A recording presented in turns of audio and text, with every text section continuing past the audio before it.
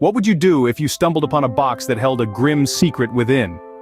Picture this, a crisp winter day in 1957, a young muskrat hunter navigating the rugged terrain of a Philadelphia dump site.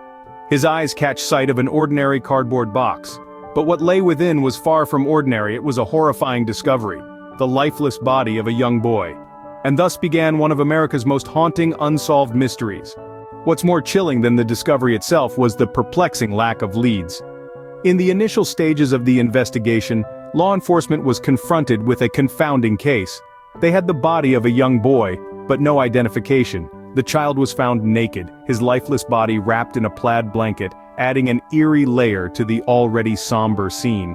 The investigators threw themselves into the task of trying to piece together the puzzle, yet every effort seemed to lead to a dead end. They were unable to determine the cause of death, or even the boy's age with certainty. The absence of any clothes or personal items made identification all the more challenging. The authorities left no stone unturned in their quest to find the boy's parents or caregivers. They circulated the boy's fingerprints and dental records nationwide, hoping that someone, somewhere, would recognize the child. They even went so far as to reconstruct the boy's face and distribute the image in hopes of jogging a memory. Yet despite their tireless efforts, no one came forward. No missing child report matched their John Doe. No one recognized the reconstructed image. The leads dried up, the case went cold, and the investigators were left with more questions than answers.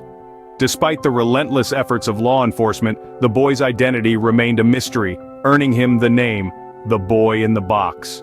Over the years, theories about the boy's identity and the circumstances of his death have abounded, leading investigators down a labyrinth of dead ends. Let's delve into some of the most compelling theories that sought to unravel this perplexing mystery. First, we have the foster home theory. Not too far from where the boy's body was found, there was a foster home. Some investigators were convinced that the boy belonged to this home. They speculated that the boy's death might have been an accident, covered up to avoid negative attention. However, after exhaustive inquiries and countless interviews, no concrete evidence could link the boy to the home. This theory, like a house of cards, crumbled, leading investigators back to square one. Next up is the sold child theory.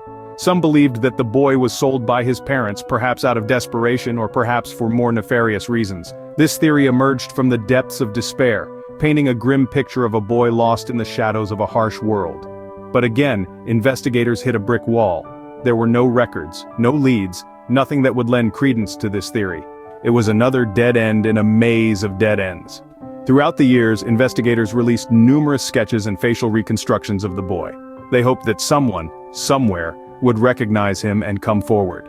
These images were circulated far and wide, each new release rekindling hope that the boy's identity would be revealed. But despite these efforts, the boy in the cardboard box remains a nameless specter, his story lost to time. The theories were many and varied, each one a path that promised to lead to the truth. But every path ended in disappointment and frustration. Each theory was a thread that, when pulled, unraveled, leaving investigators with more questions than answers. Yet each theory led to a dead end, deepening the enigma. More than 6 decades have passed, yet the mystery remains unsolved. The case of the boy in the box, as chilling as it is puzzling, remains an open wound in America's crime history. It has transcended the confines of a simple cold case, embedding itself into the fabric of American folklore, a ghost story whispered in hushed tones. The enduring public fascination with this case is palpable. Digital forums and online communities have sprung up like wildflowers, dedicated to unearthing the truth. Armchair detectives, seasoned investigators, and curious bystanders alike pore over the scant details, spinning theories and sharing insights, all united by a common goal: to solve the unsolvable. The boy in the box remains an enduring symbol of our collective failure to protect the most vulnerable among us. His ghostly face, forever young, continues to haunt our collective consciousness, a grim reminder of the mysteries that lurk in the shadows of our society.